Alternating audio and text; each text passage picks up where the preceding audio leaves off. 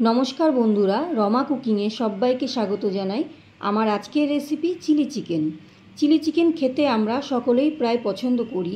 এটা খুব একটা সহজ রেসিপি, খুব কম সময়ে চিলি চিকেন বানিয়ে নেওয়া যায়। এই রেসিপিটা সকলেরই জানা, তবে আমি কিভাবে চিলি চিকেন বাড়িতে তৈরি করে থাকি সেই পদ্ধতিটা আজ আমি আপনাদের সাথে শেয়ার করছি।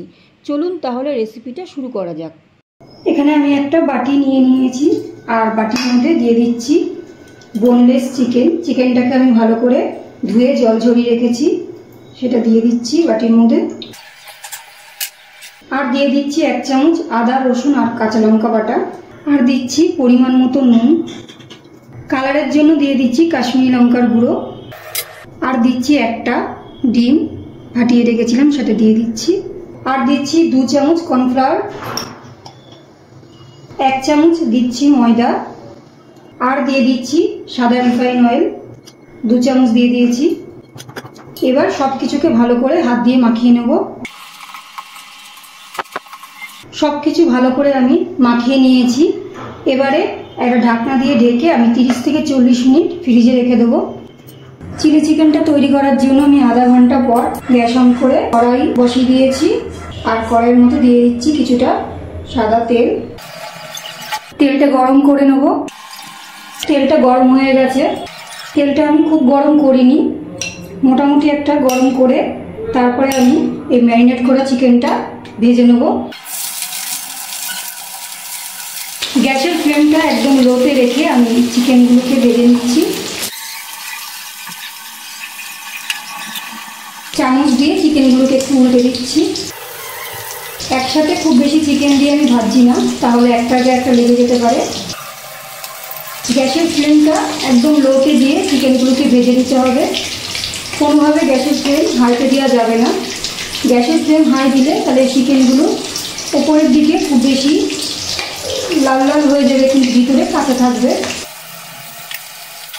চিকেনগুলো ভাজা হয়ে গেছে, চিকেনগুলো তুলে নিচ্ছি।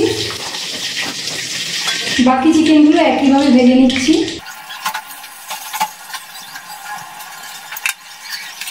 চিকেনগুলো উল্টে দিচ্ছি। চিকেনগুলো ভাজা হয়ে গেছে, চিকেনগুলো তুলে নিচ্ছি। বাকি চিকেনগুলো আমি একইভাবে ভেজে নেব। সব চিকেনগুলো আমি এইভাবে ভেজে নিয়েছি। এবার কড়াইয়ের মধ্যে আমি কিছুটা তেল তুলে রেখেছি, আর এই কড়াইয়ের মধ্যেই আমি দিয়ে দিচ্ছি 2টো শুকনো লঙ্কা। শুকনো লঙ্কাটা একটু নাড়াচাড়া করে নিচ্ছি তেলে। শুকনো লঙ্কাটা একটু নাড়াচাড়া করে নিয়েছি তেলে।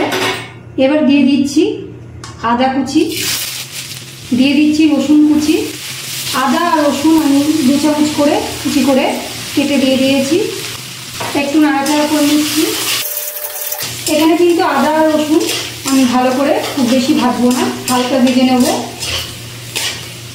আদা রসুন কুচি আমার ভাজা হয়ে গেছে। এবার দিয়ে দিচ্ছি পেঁয়াজ। পেঁয়াজগুলো আমি এইভাবে কেটে পাপড়িগুলো এইভাবে ছাড়িয়ে নিয়েছি। পেঁয়াজগুলো দিয়ে দিচ্ছি। পেঁয়াজগুলো দিয়ে আমি একটু নাড়াচাড়া করে নিচ্ছি তেলে। পেঁয়াজটা দিয়ে একটু তেলে নাড়াচাড়া করে এবার দিয়ে দেবো ক্যাপসিকামগুলো দিয়ে দিচ্ছি। আর দিয়ে দিচ্ছি কুচি করে কেটে রাখা কাঁচা লঙ্কা।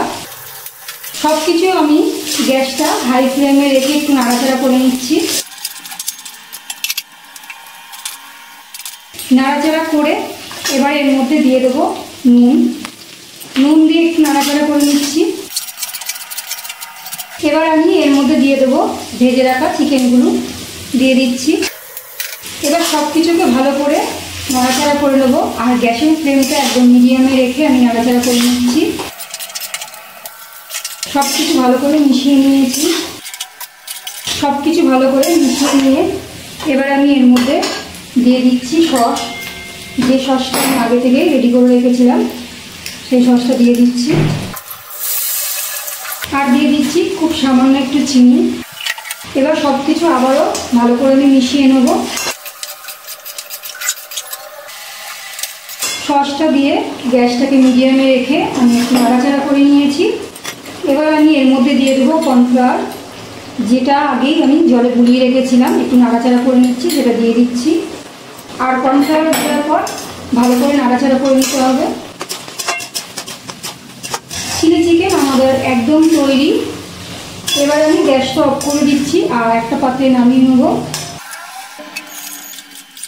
তৈরি হয়ে গেল চিলি চিকেন। এটা ফ্রাইড রাইস, রুটি, রুমালি রুটি, পরোটা সব কিছুর সাথে খেতে দারুণ লাগে।